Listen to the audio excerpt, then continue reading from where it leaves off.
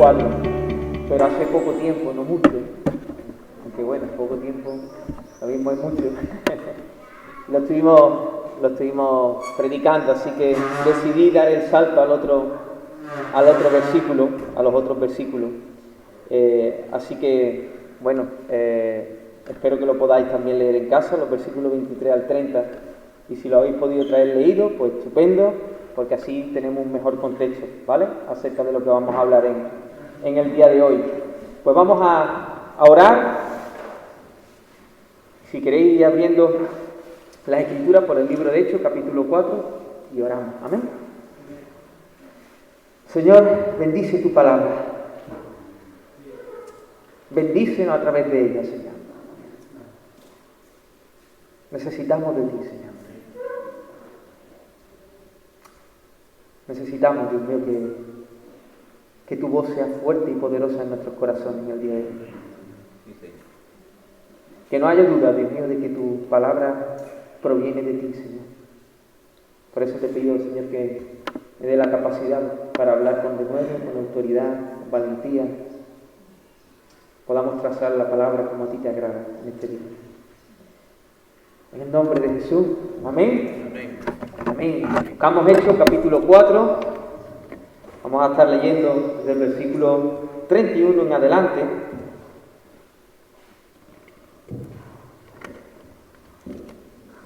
La semana anterior vimos cómo Juan y Pedro, ¿recordáis? Después de sanar al cojo de la puerta de la Hermosa, comenzaron a predicar el Evangelio cuando se acercó la multitud y fueron llevados a la cárcel por las autoridades judías. Y nos preguntamos qué habían hecho de malo estos hermanos nuestros. ¿Por qué están enfadados los sacerdotes, los saduceos? ¿Puede ser porque sanaron a un cojo de nacimiento? No, ese no fue el problema. Ellos dicen que estaban resentidos porque dos hombres del vulgo y sin letra estaban enseñando al pueblo. Y no solo eso, es que estaban enseñando acerca de la resurrección de los muertos en Jesús.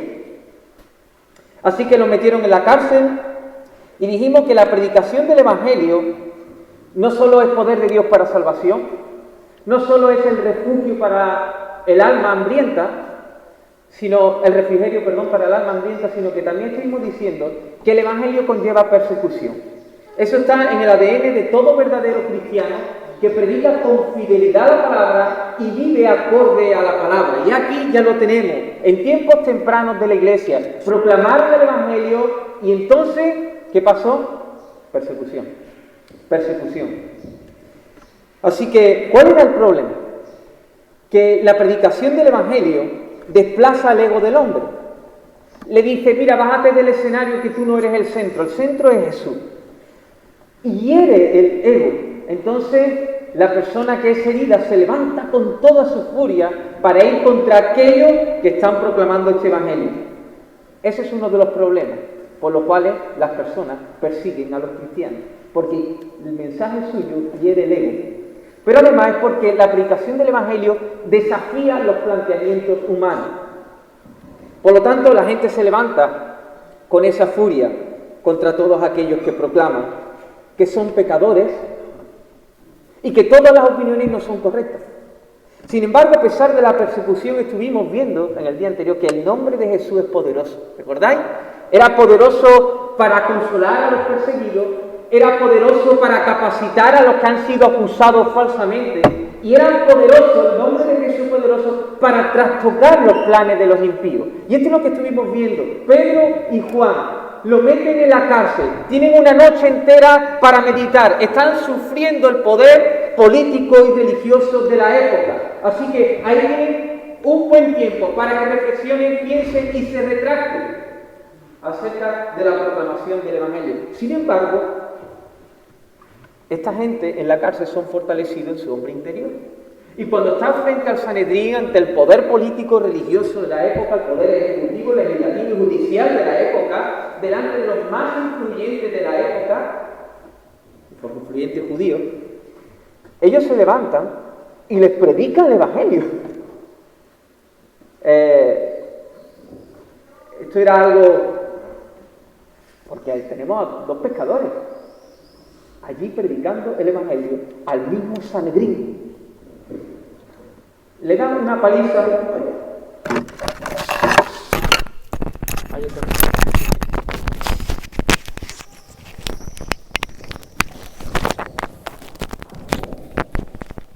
Vamos a ver si aguanta hoy.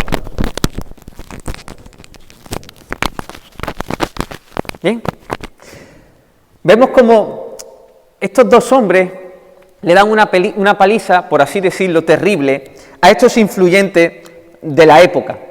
No pueden acusarlos de nada, porque tienen allí al cojo, que ya no es cojo, que ha sido sanado, en el nombre de Jesús, y el pueblo sabe que ha pasado ese milagro, así que no se atreven a meterlo en la cárcel o a hacerle cualquier otra cosa, así que tienen que soltarlo. Pero antes de soltarlo dice, ¿qué vamos a hacer con estos dos? Bueno, pues vamos a amenazarlo para que no proclamen más el Evangelio de Jesús. Y esto es lo que encontramos en los pasajes siguientes. Antes de soltarlo, los amenazan. Les dan una especie de libertad condicionada. La amenaza es real. Esta gente que están allí son los mismos que han crucificado a Jesús. Así que la amenaza es real. Como los discípulos sigan predicando en ese nombre, van a tener serios problemas. ¿Cómo respondieron ante la amenaza? Versículos del 23 al 30. Nos dice que Juan y Pedro inmediatamente después de salir de allí, dice, vinieron a los suyos. ¿A los suyos quiénes? A la iglesia, a su cuerpo, a su familia en Cristo. Buscaron el refugio, el apoyo, el ánimo de los suyos.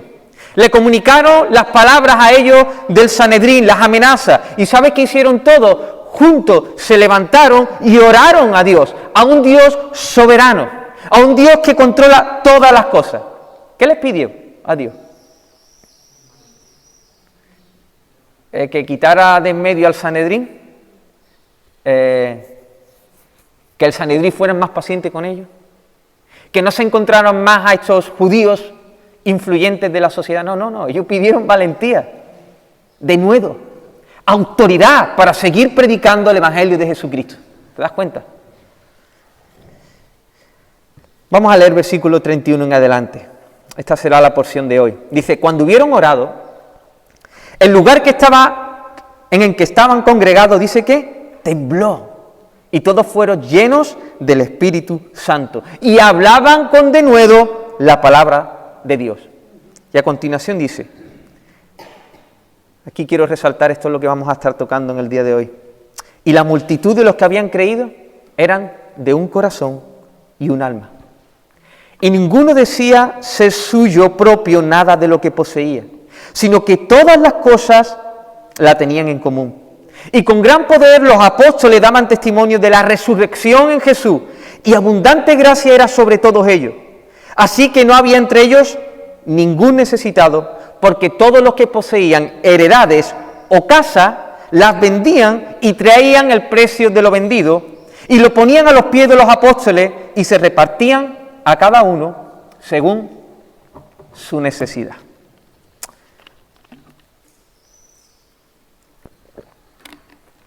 ¿Qué te parece?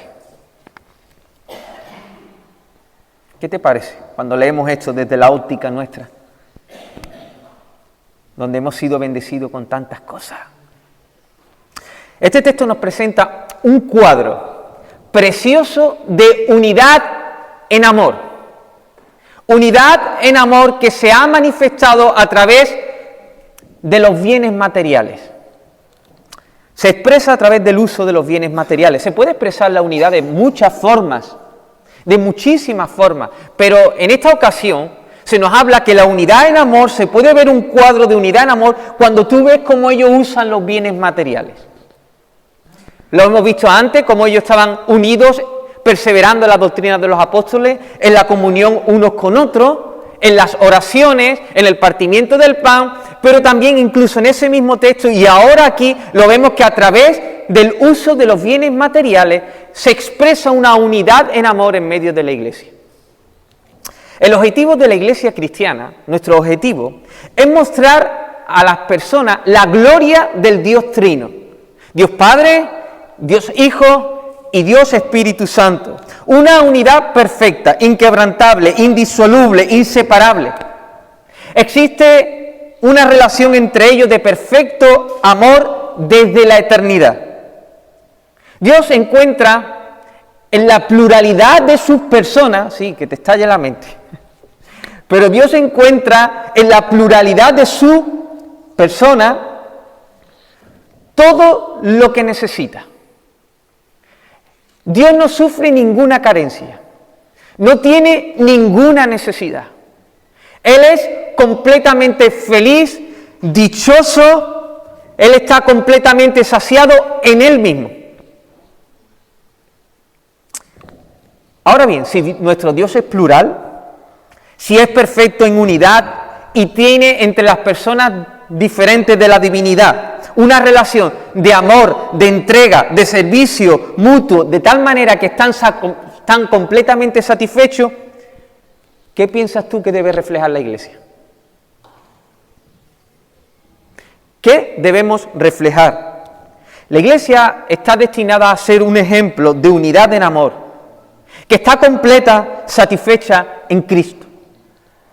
Este ejemplo de unidad en amor es vital para que el mundo crea que nosotros hemos sido enviados. Eso es lo que oró Jesús en Juan 17, oró a su Padre, para que todos ellos sean uno y entonces el mundo crea. Pero además, hemos dicho una unidad en amor. ¿Recordáis que Jesús les dijo a sus discípulos, por el amor que os tenéis unos a otros, conocerán que sois mis discípulos? Unidad en amor. Dos cosas imprescindibles para dar credibilidad y respaldo al mensaje cristiano. La unidad en amor también es un abre oído. Un abre oído. Podríamos considerarlo como una ilustración, algo visible que puede mostrar una verdad grande, la verdad del Evangelio. Mira, os voy a dar un secreto. Cuando los predicadores usamos ilustraciones, tenemos el objetivo de, por medio de esa ilustración, mostrar una verdad, de manera que sea más clara, que la podamos ver mejor, de una manera más gráfica. La ilustración en una predicación se puede usar para que la mente del oyente descanse. El predicador habla, y la mente va agotándose, pero de repente da una ilustración acerca de esa verdad, ¿y qué pasa? Hace que la persona pueda visualizar mejor la verdad y atraiga el interés otra vez. El predicador habla, y de repente da una ilustración y dice, quieto, esto ya lo estoy entendiendo mejor. Y entonces atrae, tu mente descansa. Es un secreto. Nada. Esto que acabamos de hacer ahora es una especie de ilustración. El mundo no para de escuchar cosas. Vivimos como he dicho en otras veces, en el reino del ruido. Hay ruido por todos lados. Filosofía, ideologías nuevas, y una, y otra.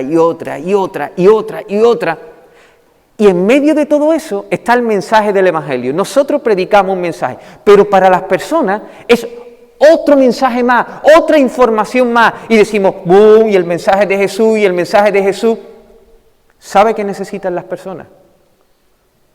Una ilustración. Y esa ilustración somos el pueblo de Dios, unidos en amor. De manera que ven nuestra vida, ven cómo nos relacionamos unos con otros, ven la unidad que tenemos en amor, y entonces eso que hace, que descanse su mente y que su mirada sea atraída al mensaje que nosotros vamos a predicarle. Esto es lo que está pasando aquí. Hay una unidad en amor que se está manifestando a través de los bienes, del uso de los bienes materiales. Sí, como has escuchado, bienes materiales. Esto muchas veces nos atrevemos poco a hablarlo, pero aquí se nos muestra cómo ellos muestran esa unidad en amor por medio del uso de los bienes. Debemos recordar que Palestina, o la tierra de Israel en el primer siglo, es una tierra con gran desigualdad social. Había dos grandes grupos. La clase media apenas existía. Está el grupo de los ricos, los pocos, y está el grupo de los pobres, que eran los muchos. Por ejemplo, los jornaleros, que trabajaban por un denario o incluso por un medio denario, y que con eso era para subsistir su familia un día. Así que si se llevaba unos cuantos días sin trabajar, fíjate el problema que había. Tenemos los jornaleros, tenemos los mendigos, tenemos los esclavos, incluso algunos escribas y fariseos que se dedicaban a la tarea, porque no podían relacionar un mundo secular con un mundo religioso, incluso ellos también tenían algunas dificultades. Sin embargo, eso no quiere decir que muchos de ellos se aprovechaban de la hospitalidad de las personas económicamente modestas. La situación en Israel, quiero que intentemos visualizarlo, era de extrema pobreza en aquel tiempo. Extrema pobreza. Y es curioso que la iglesia primitiva logró erradicar la pobreza total en medio de sus miembros. ¿Vas conmigo? En medio de más de 5.000 personas, la carencia de algunos era balanceada por la abundancia de otros. De manera que en aquel momento, en esa pequeña comunidad cristiana, pequeña, de miles de personas, en un mundo de extrema pobreza social, ninguno de ellos tenía carencia. Estaban todos suplidos. Yo no sé si te das cuenta del impacto que tuvo que haber. Versículo 34 dice, así que no había entre ellos ningún necesitado. El impacto que tuvo que tener en aquella sociedad esto, hacía que hubiera una ilustración perfecta, para que cuando los vieran a ellos pudieran hablar y la gente tener un oído bien abierto. Como dice un erudito bíblico, esto es un fenómeno realmente único. ¿Te imaginas? ¿Te imaginas cuando vieran los paganos a estos cristianos, que no tenían ninguna carencia, que estaban todos suplidos? Pero imagínate los judíos. ¿Sabía que Dios ordenó expresamente a los judíos que no hubiera ningún menesteroso? Eso no quiere decir que no iba a haber menesteroso, que no iba a haber pobre. Lo que Dios estaba diciendo, que ellos tenían que hacer todo lo posible para paliar la situación de los pobres. Sin embargo, está allí los judíos y aquí tenemos una sociedad que está en extrema pobreza espiritual y económica. Y de repente un grupo de judíos cristianos los vemos y ninguno de ellos tiene necesidad.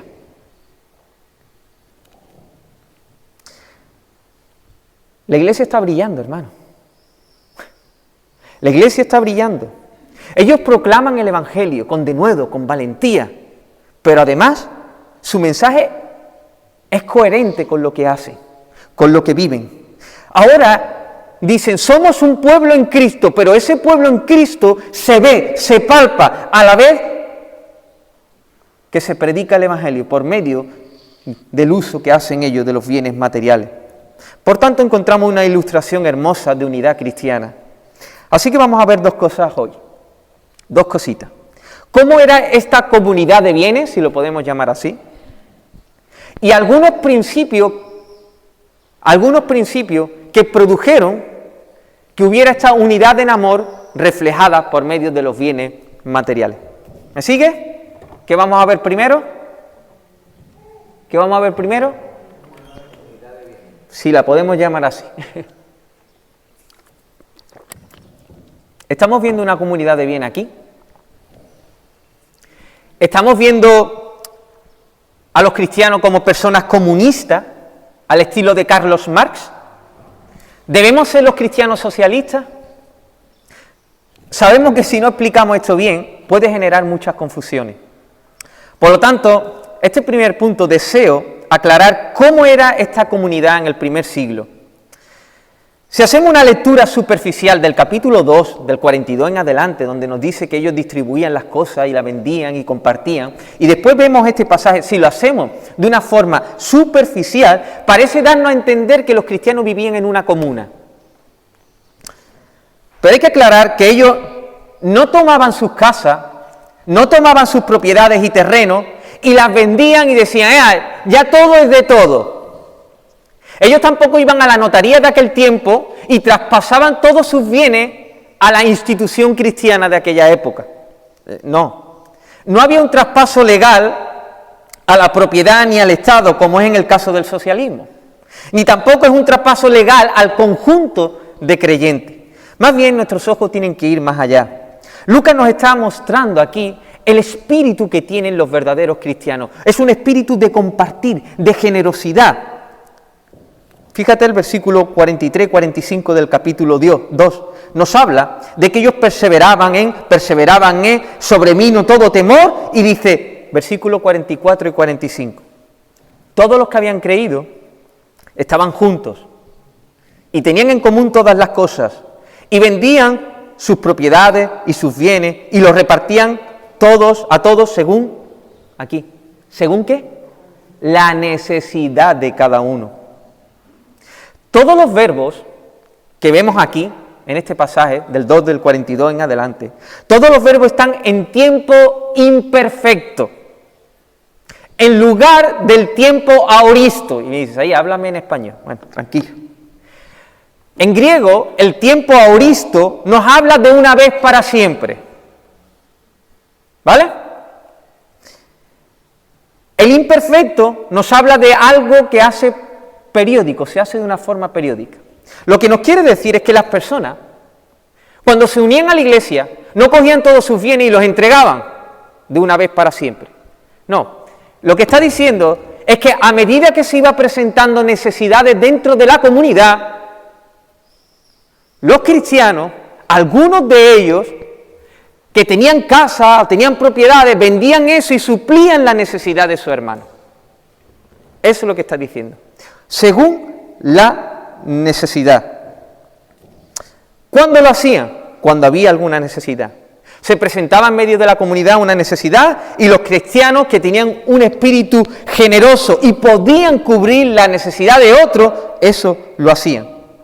Así que la iglesia primitiva era una comunidad donde compensaba la carencia de uno por la abundancia de otro. Sin embargo, también queremos decir que no era lo que había aquí igualitarismo. No era igualitarismo. En los tiempos de Jesús había un grupo, una secta, o un grupo, que se llamaban los esenios. Y ellos, cuando se unían al grupo, todas las posesiones eran traspasadas pues, al conjunto de ese grupo. Y entonces se le daba a cada uno exactamente la misma proporción. Por ejemplo, si uno cobraba 1.200 y otro cobraba 800, se decía, no, traedlo todo aquí. Y ahora todos vayan a cobrar 1.000. Eso es igualitarismo. Eso no es lo que pasaba en la comunidad cristiana. ¿De acuerdo? No es lo que pasaba. No es una comuna, no es igualitarismo. Era que las necesidades de uno eran cubiertas por un espíritu generoso de otros que tenían más. Y entonces cubrían la necesidad. Así que se levantaba una necesidad y era una oportunidad para aliviar esa necesidad por parte de otro. Además, al contrario que los esenios, los cristianos no estaban sometidos a una institución que le obligaba a la fuerza dar ese dinero o dar y vender esas propiedades. Ellos lo hacían libre y voluntariamente. No había coerción, no había intimidación, no había manipulación. Como dice un autor, no podemos sacar un imperativo, o sea, todos los cristianos deben hacer esto, del indicativo. Algunos cristianos primitivos hicieron esto. El hecho de que algunos cristianos tenían todas las cosas en común no constituye un mandato para que todos los cristianos sigan su ejemplo, dando que esto nos enseña de manera explícita en otros pasajes de las Escrituras. ¿Vamos bien? ¿Sí? Lo que encontramos en otros pasajes de la Escritura es que la palabra nos instruye a dar libremente, porque Dios ama al dador alegre. Dios ama al dador alegre. Ellos nos decían, muy bien, tú ya eres bautizado, ya puedes unirte a la comunidad de los bienes de la iglesia del Señor Jesucristo. Eso no era así. A ver, ¿qué posesiones tienes? Es necesario, para inscribirte en esta comunidad, que todas tus propiedades pasen a la comunidad. Que no era así. Tampoco se levantaba allí Pedro en medio y decía, varones hermanos, hay necesidad en medio de la congregación. la hermana Cleotilde y otros hermanos tienen esta necesidad, así que os ordeno. Os ordeno. No era así. Las necesidades eran presentadas. Y algunos hermanos libres y voluntariamente vendían propiedades, vendían casas, vendían terreno. Lo ponían en disposición de los apóstoles para que ellos los distribuyeran según la necesidad que había. Mis amados hermanos, en estos primeros tiempos de la iglesia primitiva, observamos una iglesia unida, no una comuna. Una iglesia en la que las pertenencias de uno es de uso común, pero sin ser una copropiedad. Una iglesia en que algunas personas en ciertos momentos de necesidad real vendían cosas, propiedades, heredades, y aliviaban la situación de aquel momento. No hay igualitarismo, no tienen todos lo mismo, pero no hay ningún necesitado en medio de ellos. No es un mandato universal. No es un mandato universal, pero es una resolución que alguien toma por amor a la iglesia del Señor, a los hermanos, de una manera libre y voluntaria. ¿Qué tenemos aquí? ¿Comunismo? ¿Socialismo? Por supuesto que no. ¿Una comunidad de senio? Tampoco. ¿Una secta donde te quitan el dinero, como dicen muchas personas cuando hablan de la iglesia? ¿Qué dice? ¿Una comunidad de bienes? Mucho más que eso, hermano. Fíjate el versículo 32, fíjate. Y la multitud de los que habían creído eran de un corazón y un alma. Lo que tenemos aquí es una iglesia de un corazón y un alma. De un corazón y un alma.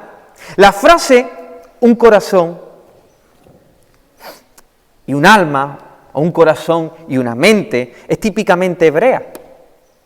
En Deuteronomio la encontramos con bastante frecuencia y es una expresión que forma parte del resumen de los 10 mandamientos. Dice en el Evangelio de Marcos que se acercaron unos escribas a Jesús y le dijeron: ¿cuál es el primer mandamiento de todos? Y Jesús le dice, de una manera extraordinaria, el resumen de la ley: amarás al Señor tu Dios con todo tu corazón, con toda tu alma, con toda tu mente y con toda tu fuerza. Y amarás al prójimo como a ti mismo. Aquí se resume todo. Los primeros cristianos expresaban también su amor a Dios también de una manera horizontal, de unos con otros. Expresaban su amor a los hermanos y a las hermanas necesitadas. Juan exhorta a sus lectores en la primera carta, en capítulo 3, versículo 17, dice: pero el que tiene bienes de este mundo y ve a su hermano tener necesidad y cierra contra él su corazón, dice: ¿cómo mora el amor de Dios en él? Santiago también en su epístola, explicando cómo es la verdadera fe, dice: la fe genuina por consecuencia tiene obras. Y pone el ejemplo práctico siguiente: hermanos míos, ¿de qué aprovechará si alguno dice que tiene fe y no tiene obra? ¿Podrá la fe salvarle? Y si un hermano o una hermana están desnudos y tienen necesidad de mantenimiento cada día, y alguno de vosotros le dice: anda, y en paz, calentado, saciado, pero no le dais las cosas que son necesarias para el cuerpo, ¿de qué aprovecha? Así también la fe, si no tiene obra, es muerta en sí misma. Por tanto, lo que hallamos aquí en Hechos es una comunidad de fe. Es una comunidad de fe. Es una comunidad de creyentes en Cristo que ha sido unido por el Espíritu Santo, que están juntos físicamente, pero también emocionalmente, espiritualmente. Y entonces ellos están movidos por el amor y entonces dan con generosidad a otros para aliviar la necesidad de cada uno. Hay muchas formas que se le ha querido denominar a este fenómeno que vemos en estos capítulos 2 y capítulo 5. No obstante, yo creo que la mejor forma de definir qué es lo que vemos aquí es lo que dice el texto. Todos los que habían creído eran de un corazón. ¿Qué comunidad tenemos aquí? Una comunidad de creyentes de un corazón y un alma. El escritor Lucas nos está mostrando ese ejemplo de unidad cristiana en amor, expresada a través del uso de los bienes. Amén. Amada iglesia, estamos llamados a mostrar también esta unidad en amor. Que el mundo vea, que el mundo diga, ¿esto qué es? Y entonces se abrirán los oídos de ellos y podremos predicar el Evangelio. Entonces creerán que hemos sido enviados por Jesús. Y entonces conocerán por el amor que nos tenemos unos con otros. ¿Amén? Amén. Vamos a ver ahora, en este segundo punto, algunos principios a tener en cuenta.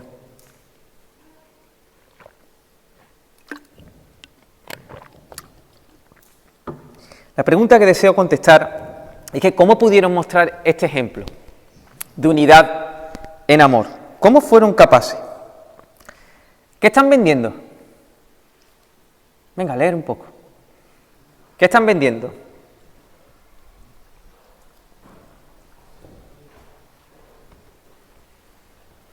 Ahora no hace falta que me miréis. Leed la Biblia. ¿Qué están vendiendo?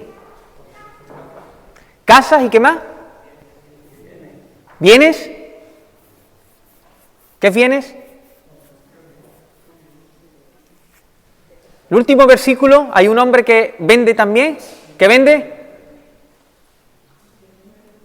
Heredades. Heredades. ¿Tú sabes lo que era para un judío una heredad? Vamos asociando. Dios le promete a Abraham la tierra de Canaán. Una travesía de 40 años en el desierto. Llegan a la tierra prometida y se le da a cada tribu de Israel y a cada familia de cada tribu de Israel una heredad. La heredad fue repartida por tribu, por familia. La heredad le da identidad a las personas de aquel tiempo. La identidad le da el sustento que ellos necesitan para seguir viviendo. La heredad le daba seguridad, estabilidad. Por lo tanto, la tierra o casa ofrecía identidad en un mundo donde era importantísimo la familia. Ellos luchaban por no perder la heredad. Además, Dios había estipulado una forma de que si alguno tuviera que perder la heredad por algún motivo, al cabo de los años lo pudiera recuperar. Porque la identidad era algo importantísimo. Daba identidad a la persona, a la familia de aquella época. Y vemos aquí a esta gente vendiendo heredad. Voy a citar 5 principios que creo que, viendo el contexto del Evangelio de Hechos, pues el Evangelio de Hechos, bueno, sí, se puede llamar el Evangelio de Hechos, del libro de Hechos, viendo el contexto, podemos extraerlo de ahí. ¿Cómo fueron capaces? ¿Qué principios tuvieron en cuenta? 1. Si estás apuntando, te lo voy a decir así, de forma breve. Todo es de Jesús. Todo es de Jesús. Pero Jesús también es mi todo. Lo vamos a ir repitiendo. Lo primero es que se dieron cuenta de que todo le pertenece a Jesús. Dios es dueño de todo. De Jehová es la tierra y su plenitud el mundo y los que en él habitan. Allí tenemos a muchas de las personas que se le había predicado el Evangelio la primera vez en Pentecostés, ¿sí o no? 3.000 personas. Habían escuchado a Pedro. ¿Y qué es lo que había predicado Pedro? Sepa pues ciertísimamente toda la casa de Israel que a este Jesús a quien vosotros crucificasteis, Dios le ha hecho Señor. Dios le ha hecho Señor. ¿Y qué pasó? Que ellos se compungieron de corazón, se arrepintieron de toda una vida entera de maldad y reconocieron a Jesús como Señor, soberano Señor. A continuación, hemos visto y hemos estado viendo las diferentes predicaciones y hemos avanzado que ellos, hemos dicho hoy, ellos después del Sanedrín vinieron a lo suyo y oraron. ¿Y qué dijeron? Lo puedes leer ahí. Soberano Señor. Dios del cielo y la tierra y el mar y todo lo que en ellos hay. La multitud había reconocido que Dios es dueño absolutamente de todo, creador de todo, que el Padre le ha dado la potestad a su Hijo Jesucristo y que a Él le pertenece todas las cosas. Esto lo tenían bien metido en su corazón. Así que no solo están entendiendo que Dios, que Jesús, es el dueño de todo, sino también está entendiendo que Jesús debe ser el todo para ellos. En una parte del Sermón del Monte, Jesús nos habla acerca de la actitud del ciudadano del reino con el mundo. Y da un mandato: no hagáis tesoro en la tierra, sino haced tesoro en el cielo. Mateo 6:21 dice: porque donde está vuestro tesoro, allí también estará vuestro corazón. Y termina advirtiendo: ninguno puede servir a dos señores, porque o aborrecerá al uno y amará al otro, o estimará al uno y menospreciará al otro. No podéis servir a Dios y a la riqueza. El corazón funciona siempre, lo hemos dicho muchas veces, siempre de la misma forma. Tu corazón, el mío y el de toda persona, estima, admira y valora siempre algo por encima de otra cosa. Así es nuestro corazón, funciona de esta forma. Aquello que yo considere más estimado, más valorado, gobernará mi corazón. Por eso dice: ¿dónde está vuestro tesoro? ¿Qué dice? Allí estará vuestro corazón. Será gobernado por él. Aquí tenemos una compañía de cristianos que oran y dicen: soberano Señor. Que cantan y seguro dirían: Jesús es Señor. Pero no solo cantan, no solo oran, sino que en el interior de su corazón está gobernado por esa verdad. Sus corazones están libres de ser controlados por las casas, por las heredades, están libres de la tiranía de los tesoros terrenales. Y entonces, claro, está abierto para dar con generosidad cuando se presente alguna oportunidad. Y aquí se presenta la oportunidad y ellos ¿qué hacen? Venden su heredad. Heredades. ¿Recordáis a Zaqueo? Jefe de los publicanos. Y rico, dice la palabra. Y se subió a un sicómoro para ver a Jesús y Jesús le dijo: ven, que en tu casa yo voy a morar hoy. Este era un tirano. Publicano era un traidor del pueblo de Israel. Era un ladrón. Era rico. Y las riquezas habían venido de hacer cosas indebidas. Pero Jesús entra en la casa de él y de repente él dice: voy a dar la mitad de mis bienes a los pobres, y a aquel que le he quitado lo voy a devolver mucho más.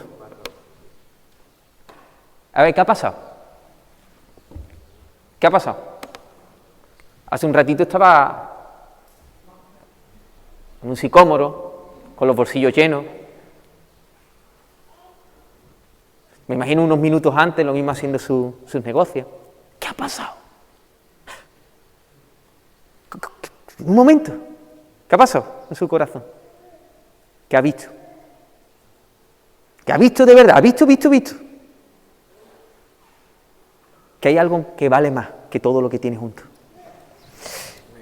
Y entonces su corazón ha soltado eso y ha cogido algo mucho más valioso que se llama Jesús. De Jesús es todo, pero es que Jesús es nuestro todo. Y cuando eso entra en tu corazón está libre de la tiranía, del amor al dinero, de tus bienes, está libre. Hay oportunidades, se presentan y se da, y se da, y se da.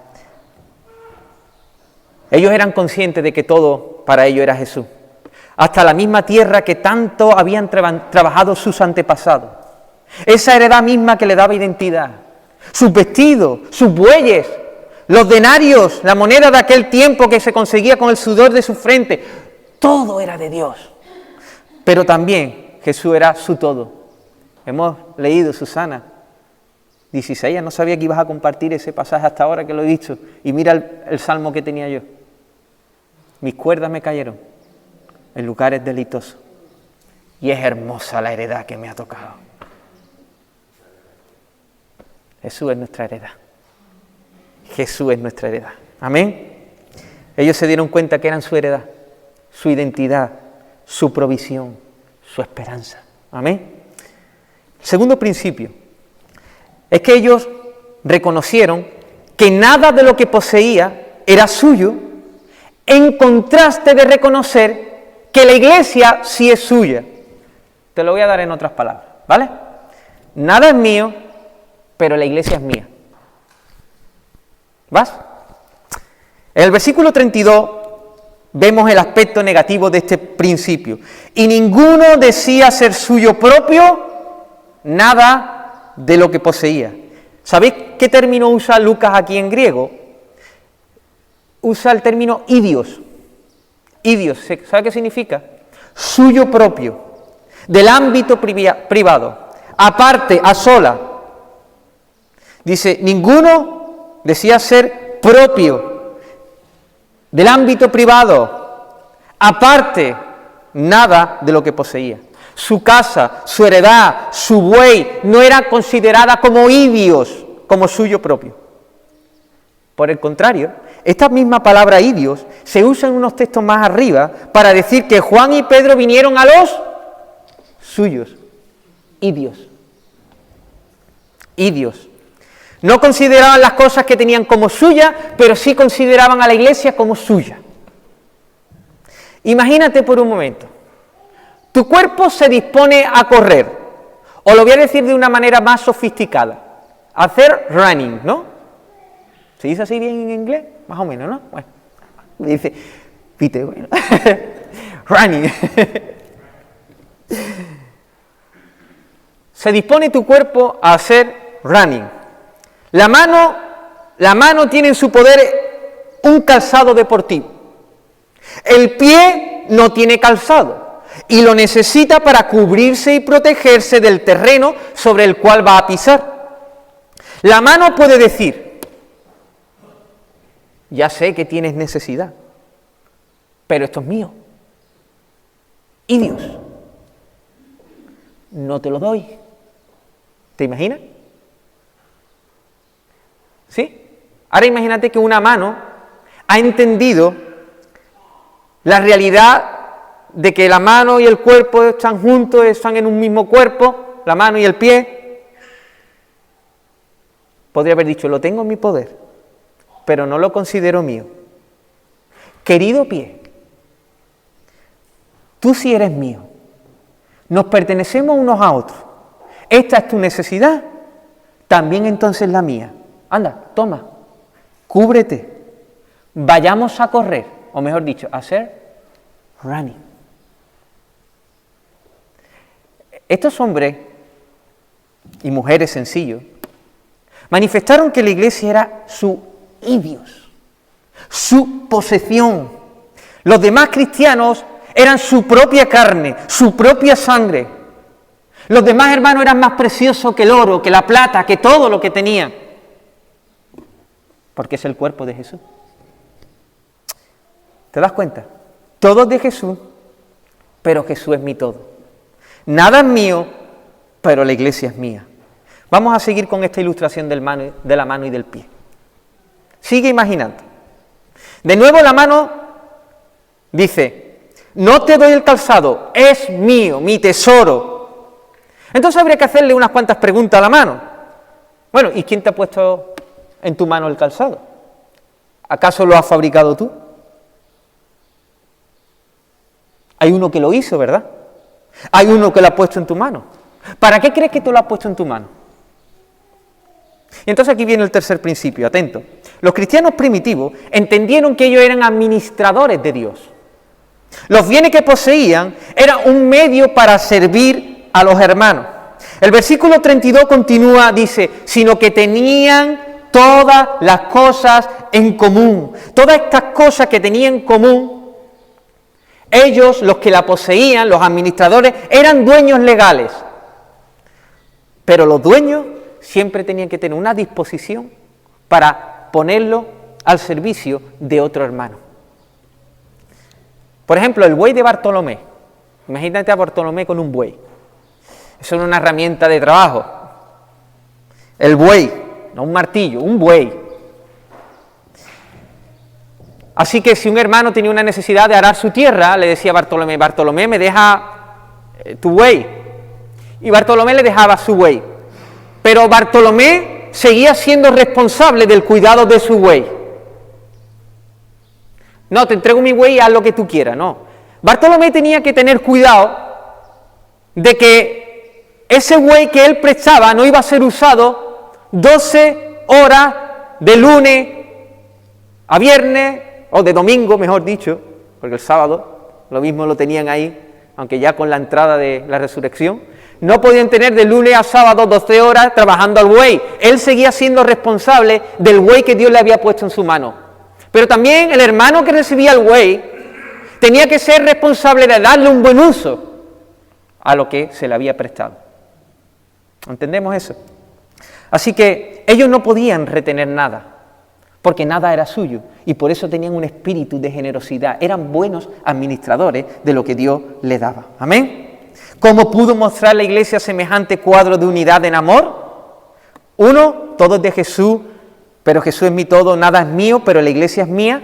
No retengo, sino que soy un buen administrador para suplir las necesidades de otros. Y el cuarto principio es que vivían acorde al mensaje del Evangelio. Ellos eran coherentes. El Evangelio es fundamental para tener una buena disposición a la hora de dar con generosidad. Fíjate lo que dice el versículo 32. ¿Qué dice? Una voz fuerte y potente.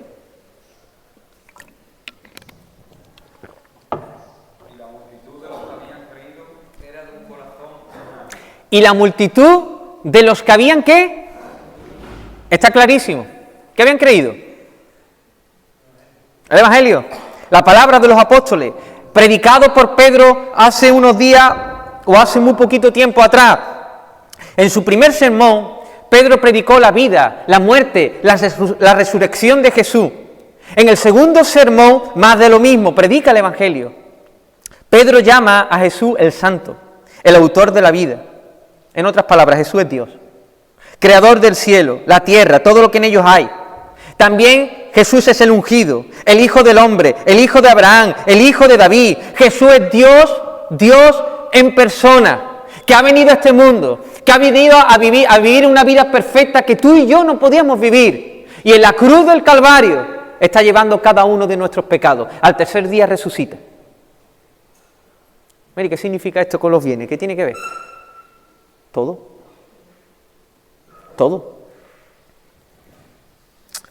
Todo tiene que ver. Pablo en Filipenses 2, capítulo del 5 al 11, nos habla, voy a usar una palabra difícil, pero apúntala en tu vocabulario cristiano, kenosis.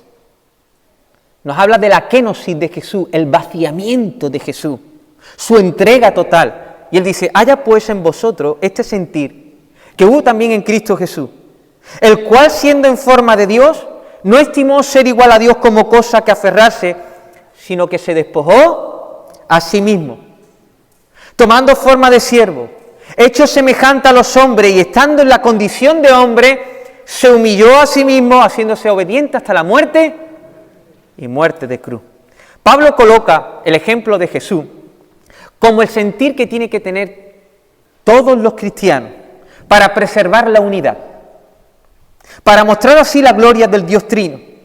Los cristianos de la iglesia de Jerusalén habían creído en este evangelio, y habían tomado el sentir que hubo en Cristo Jesús. Bueno, Isaías, otra vez. ¿Qué tiene que ver esto con los bienes materiales? No lo cogen, ¿no? 2 Corintios 8:9. Porque ya conocéis la gracia de nuestro Señor Jesucristo, que por amor a vosotros se hizo pobre, siendo rico, para que vosotros con su pobreza fueseis enriquecidos. ¿Te das cuenta? La importancia de comprender el Evangelio. Esta iglesia de primitiva huele a Cristo. Tiene el aroma. Ese es el reflejo de la imagen de Jesús crucificado. Esta gente que hay aquí están pisando la huella del Mesías. Están siguiendo el camino al Gólgota, porque también a la gloria. Hemos leído anteriormente, 1 de Juan 3:17, dice, pero el que tiene bienes de este mundo y ve a su hermano tener necesidad y cierra contra él su corazón, ¿cómo mora el amor de Dios en él? Este versículo está precedido por otro. ¿Sabéis qué dice? En esto hemos conocido el amor, en que Él puso su vida por nosotros. También nosotros debemos poner nuestras vidas por los hermanos. Y continúa, dice, hijitos míos, no amemos de palabra ni de lengua, sino de hecho y en verdad. ¿Te has dado cuenta, iglesia? Jesús puso su vida por nosotros. Y ese amor es el que nos conquista. Ese Jesús fue el que el Padre le hizo Señor. Todo es de Él, todo lo que posees de Dios, tu casa, tu coche, tus vestidos, el dinero, quítale el tú. Es de Él, es de Él, le pertenece a Él, no son tuyos. Te pregunto, ¿reconoces esto? ¿Estás reconociendo que todo es del Señor? Tu forma de administrar, tu forma de cómo usas las propiedades que Dios te ha dado, las cosas que Dios te ha dado, se manifiesta esta verdad. Mira, si queremos ser una iglesia que presentamos una unidad en amor a través de los bienes, debemos saber y debemos experimentar que Él es mucho mejor que todas las cosas juntas. Él es nuestro todo. Hermano, lo posees todo. Por eso el apóstol Pablo, él llegó a decir, no poseyendo nada, pero poseyéndolo todo. ¿Te das cuenta? Permite que esta verdad se instale en tu corazón. Y entonces, ¿sabes qué? Va a ser librado de los tesoros, de la tiranía de los tesoros terrenales. Y va a ser que tú vivas una vida de generosidad. Considera las cosas como no tuyas, pero considera a la iglesia como tuya, porque te pertenece. Es tu cuerpo, es tu cuerpo. Tienes un bien precioso llamado iglesia. Un bien precioso. Estás unido a ella, es tu idios, tu idios. Así que, ¿qué tienes? De Dios es. ¿Qué tienes? Administrador eres. Así que usa las cosas para bendecir a otros, principalmente a la iglesia del Señor, a tu hermano. Y sobre todo pon tu mirada en la cruz. Empápate allí del sentir de Cristo, porque siendo rico se hizo pobre para enriquecernos a nosotros. Todo es de Cristo, pero Cristo es mi todo. Nada es mío, la iglesia es mía. No retengo, sino que doy con generosidad. Y cuarto, sé coherente con el Evangelio que predicamos. No es fácil. Si nos damos cuenta, estos principios nos hablan de una vida sobrenatural. El hombre natural no puede hacer esto. Aún los cristianos necesitamos algo más. De ahí viene mi quinto principio. Ponlo ahí. Falta uno, ¿no? Hemos dicho 5. Este es el más importante de todos. Este ejemplo que se muestra por la iglesia de Jerusalén es imposible sin la acción poderosa del Espíritu de Dios. Aquí no estamos viendo una sociedad comunista ni una comunidad de bienes. Aquí vemos una comunidad llena del Espíritu Santo, hermano. Fíjate el versículo que precede al 32 del capítulo 4. Está estrechamente ligado con este. O sea, estoy hablando del versículo 31. Dice que después de haber orado, ¿qué dice? Decirlo, ¿qué dice? Fueron llenos del Espíritu Santo. ¿Y qué sigue? ¿Y qué sigue? Y hablan con denuedo la palabra de Dios. ¿Y qué sigue más? Porque no ha terminado. ¿Has visto ese I? ¿Ese I qué significa? Que está conectado con lo anterior. Que es la respuesta a la oración. Y entonces hacían lo que hemos hablado. Eran de un corazón y un alma. Compartían todas las cosas. Pero no deja atrás esto. Porque sin esto no hay lo otro. El quinto principio es entender la necesidad de estar lleno del Espíritu Santo. El Espíritu Santo no solo es una persona que nos une en Cristo, sino por su acción promueve una preciosa unidad. Cuando somos llenos del Espíritu, nosotros vemos con más claridad, con más anchura, con más profundidad las excelencias de nuestro Creador, de nuestro Salvador. Y entonces vemos al Señor soberano y decimos, todo le pertenece a Él. Pero además somos controlados por el Espíritu y eso produce en nosotros fuertes deseos por la persona de Jesús. Nuestro corazón comienza a admirar la belleza de Jesús, la majestad, la gloria, y empezamos a estimar a Jesús por encima de todo. Y vemos el mundo y vemos Jesús y lo vemos el mundo como estiércol comparado con Jesús. Y entonces tu corazón, ¡wow!, está abierto, está ensanchado, está libre de los tesoros terrenales. Eso lo hace posible la llenura del Espíritu de Dios. Y nos hace vivir acorde con el Evangelio. Amén. Vivir bajo la influencia del Espíritu nos hace apreciar, valorar la novia de Jesús, la iglesia. Te ayuda a experimentar el principio de nada es mío, pero tú, si eres mío. Eso lo hace el Espíritu Santo en nosotros. Cuando uno está lleno del Espíritu Santo, está lleno y no necesita nada, pero está lleno para dar. Y entonces tu mano está abierta, porque tu corazón está abierto. Entonces aparece la necesidad y nos retiene. Aparece la necesidad y da, y reparte, y das con gracia. El Espíritu Santo es el que vivifica el Evangelio en nosotros. Cristo se transforma en nuestro modelo y el mismo Espíritu nos capacita para dar con generosidad, de buena gana, alegremente, incluso de manera sacrificial. ¿Te das cuenta lo importante que es este quinto principio? Sin esto, no hay lo otro. Podemos ser cristianos y podemos ser cristianos que no estamos llenos del Espíritu Santo. Y entonces esto lo vemos, los primeros 4 principios, y nos da vértigo. Si esto no es posible, claro que no es posible. Pero si el Espíritu Santo nos llena, sí. Y esto es lo que vemos aquí. Queridos, todo es de Jesús y Jesús es mi todo. Nada es mío, pero la iglesia es mía. No retengo, sino que doy para suplir necesidades. Tengo el sentir de Cristo y vivir lleno del Espíritu Santo. Amén. Ya terminando, unas cuestiones prácticas, solo algunas. El contexto de nuestra sociedad es diferente. Nosotros no vivimos en una sociedad de extrema pobreza. No hay extrema pobreza aquí, en el mundo occidental, pero sí en el 80% de la población mundial. En otros países sí.